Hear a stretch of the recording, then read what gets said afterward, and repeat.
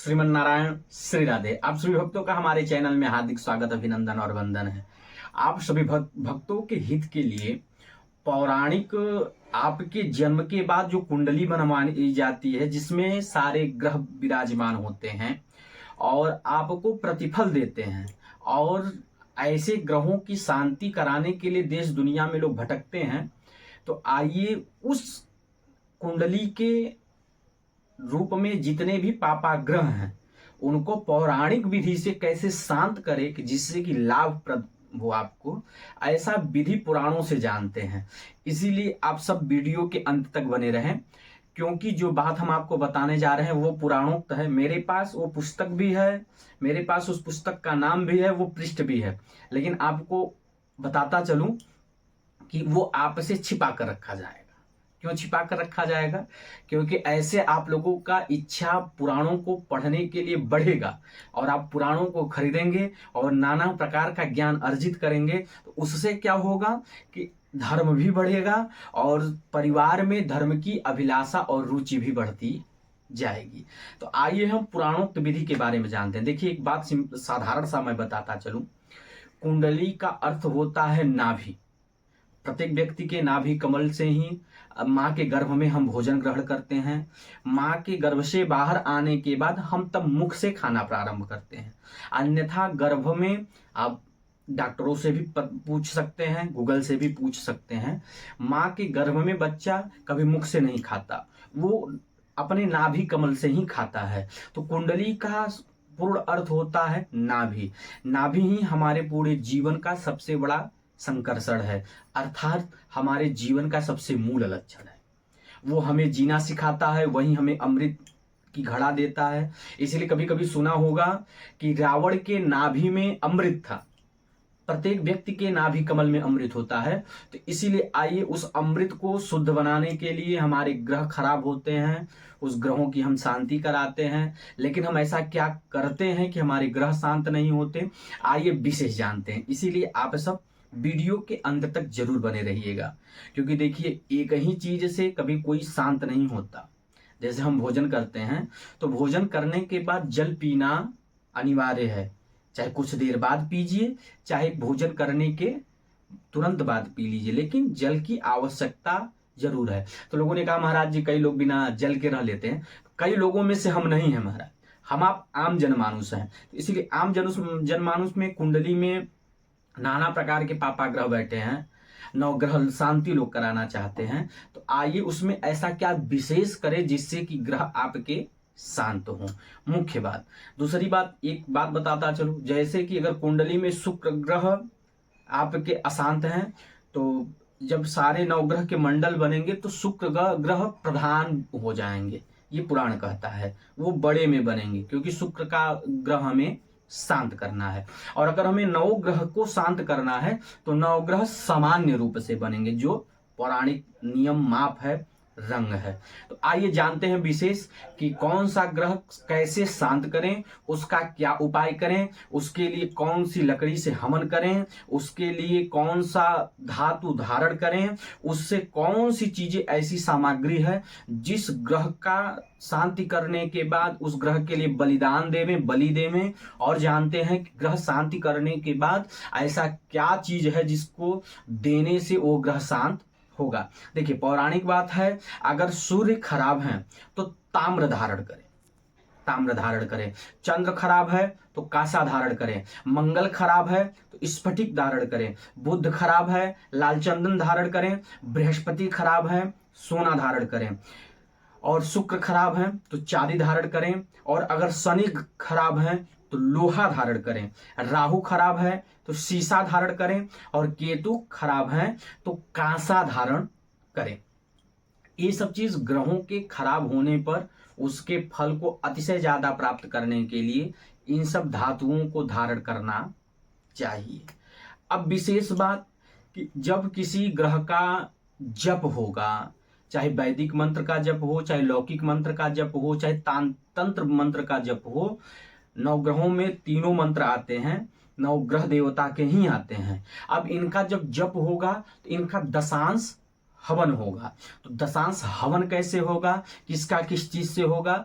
तो भगवान बताते हैं कि हे गरुड़देव, अगर भगवान सूर्य नारायण को आपको प्रसन्न करना हो तो हवन करिएगा मदार की लकड़ी से, और अगर चंद्र खराब हो तो पलाश की लकड़ी से, अगर मंगल खराब हो तो खरीद से, खैर से, अगर बृहस्पति खराब हो तो अपा मार्ग से करें, और शुक्र खराब हो तो औदंबर, औदंबर मतलब गूलर की लकड़ी से, और शनि खराब हो तो शमी की लकड़ी से, राहु खराब हो तो दुर्वा से, केतु खराब हो तो कुश से आपको हवन करना है। अर्थात देखिए, अब हम आपको एक बात विशेष बताते चले। क्या? याद रखिएगा, जिस भी ग्रह की जो कास्ट है वो आपके, अर्थात जिसके नाम पे जप हो रहा हो उसके एक बित्ते के बराबर होनी चाहिए। दूसरा विशेष बात, वो लकड़ी का माप अंगुष्ठ के बराबर होना चाहिए, उससे पतला न हो। तो लोगों ने कहा अपामार्ग मतलब चिड़चिड़ी, तो लोगों ने कहा चिड़चिड़ी का पेड़ उतना मोटा नहीं होता है। जब जड़ को निकालेंगे तो जड़ आपके अंगुष्ठ के माप का आएगा जरूर, और अपामार्ग का जड़ बित्ते के बराबर होता है, मतलब बड़ा भी हो सकता है, ऐसा नहीं कि उतना बड़ा होता है। तो लोगों ने कहा दुर्वा को आपको तोड़ना है, अंगुष्ठ के बराबर तोड़कर उसको बांधना है, कच्चे सूत्र से या दुर्वा से ही बांध देवे, गांठ न पड़े। और हवन कैसे करना है? दही, शहद, घी एक पात्र में मिलाना है और सभी समिधाओं को उसमें डुबोकर तब नवग्रह की शांति करनी होगी। ये पूर्ण विधि है नवग्रह के हवन करने का। अर्थात अब चलिए विशेष आते हैं कि नवग्रह देवता का हवन करने के बाद प्रत्येक देवताओं को बलि चलता है। जैसे कभी भी आप कोई पूजन समाप्त करेंगे तो दधी, उड़द मांस, दधी, उड़द और आपके साथ पापड़ रखकर, कई आचार्य गण कपूर रखकर उसको जलवाते हैं। ये पौराणिक विधि से ये बलि का प्रावधान है। तो नवग्रह शांत करने के बाद किस ग्रह के देवता को कौन सा बलि चलना चाहिए, आइए उसको बताते हैं। सूर्य ग्रह का बलि गुड़ से चलता है, चंद्र का पायस से चलता है, मंगल का हविष्यान से चलता है, बुध का क्षीर अन्न से चलता है, और बृहस्पति का दधी अन्न से चलता है, शुक्र का घृत से चलता है, शनि का पिष्टक से चलता है, और राहु का मांस से। अच्छा, मांस का अर्थ क्या है पुराणों में? दधी, उड़द और आलू का पापड़, उस पे बलि देने से मांस बलि हो जाता है। ठीक। केतु का विचित्र अन्न से बलिदान देना। अच्छा, ये बलिदान देना कैसे है नवग्रह को? ये बहुत बड़ी बात है। तो पुराण कहता है कि भगवान को जैसे भोजन समर्पित किया जाता है वैसे ही इनको ये सब चीज उन्हीं ग्रह के पास रख देना चाहिए। ये बलि का रूप है। अब देखिए, जब ग्रह शांत होंगे, हवन होगा, बलिदान होगा, तो विसर्जन से पहले दान होता है। क्या होता है? दान होता है कि उस ग्रह का आपको फल पूर्णतया प्राप्त हो जाए।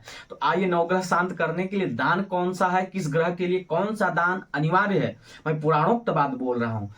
अर्थात बुद्धिमान पुरुष समझ गए होंगे कि मैं किस पुराण से बोल रहा हूं। अर्थात सब लोग बुद्धिमान हैं, बार बार सुनिएगा वीडियो को, आपको समझ में आ जाएगा कि मैं किस पुराण से बोल रहा हूं, क्योंकि मैं उस पुराण का झलक देकर निकल गया। इसीलिए मैंने कहा ना, वीडियो के अंत तक बनिएगा, और जिससे कि आपको ज्ञान मिलता रहे कि किस पुराण से है, कि आप भी पढ़ सकें और अच्छा ज्ञान प्राप्त कर सकें। क्या भगवान बताते हैं किस ग्रह का कौन सा वस्तु दान करें कि आपका यज्ञ सफल होगा। रवि के लिए धेनु, गाय दान करना है। चंद्रमा का शांति हो रहा है चंद्र देवता के लिए, तो शंख दान करना होगा। मंगल के शांति के लिए वृक्ष, बैल जिसको बोलते हैं, दान करना होगा। बुध के लिए स्वर्ण, और बृहस्पति के लिए नाना प्रकार के वस्त्र। याद रखिएगा, लेकिन नीला वस्त्र न हो। कौन सा वस्त्र न हो? नीला वस्त्र न हो। बृहस्पति के लिए वस्त्र दान करें। शुक्र के लिए अश्व दान करें। शुक्र शांति करने के लिए अश्व मतलब घोड़ा दान करें। अच्छा, अर्थात लोगों ने कहा महाराज जी घोड़ा तो बहुत महंगा आता है, ना हम दे पाएंगे, लेने वाले में से कुछ लोग ऐसे होंगे जो उसका भरण पोषण कर पाएंगे, अन्यथा नहीं कर पाएंगे। तो शास्त्र कहता है उसके अनुसार कुछ द्रव्य विशेष दे दीजिए कि मैं आपको अश्वदान कर रहा हूं। अन्यथा पुराण कहता है कि मिट्टी के घोड़े को बनाकर उसके ऊपर विशेष दक्षिणा रखकर ब्राह्मण को दान कर देवे। शनि का काली गौ, शनि देवता की अगर आप शांति कराना चाह रहे हैं तो पूजा पाठ जब तब हवन कराने के बाद काली गौ ब्राह्मण को दान करें। राहु के लिए लोहे से बना हुआ वस्तु कोई भी दान कर सकते हैं, और केतु के लिए बकरा दक्षिणा के रूप में देवें, जिससे कि आपके सारे ग्रह शांत होंगे और आपको मंगल और शुभ फल प्रदान करेंगे। श्रीमन नारायण, श्री राधे, जय सीताराम।